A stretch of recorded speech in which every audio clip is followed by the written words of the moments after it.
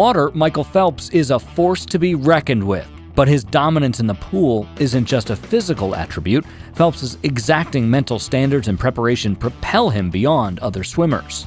I've never seen him be discouraged by anything.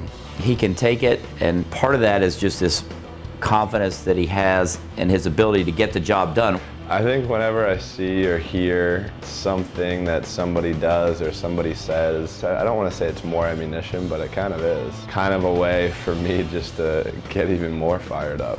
Bob started, at a very young age to prepare me to be ready for anything and everything. I think that the pressure seemed to affect me more than it affected him. One of the things that has been good for me, I think, besides training, has been my sort of mental preparation. When you have that kind of powerful brain stuff going, I think it translates into performance.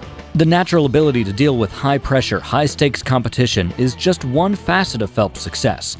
Along with his coach, Bob Bowman, Phelps has extensively trained himself to visualize and plan for both good and bad outcomes. He's the best I've ever seen, and maybe the best ever in terms of visualization.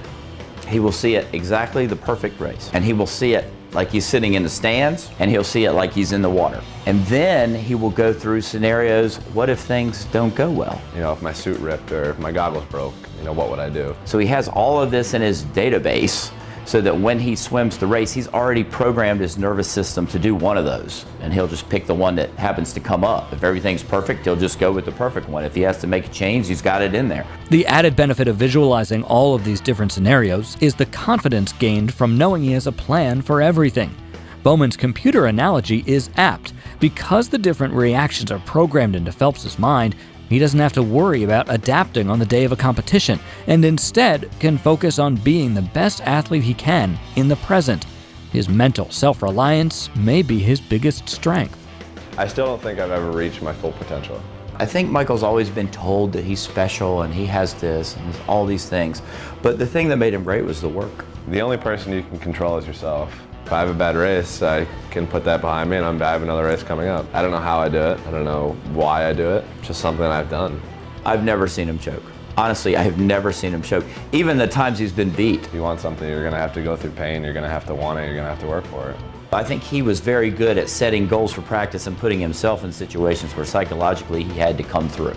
The only thing I can control is how fast I trained up and down the pool every day. If I can prepare myself the best way that I can, then that's all that matters. At the end of the day, a meet is a meet. I warm up the same way, I warm down the same way, I have the same attitude, behind the block as I do with any other race. He assumes if he trains, he's fine. I think he's right. I think we're going to find that out.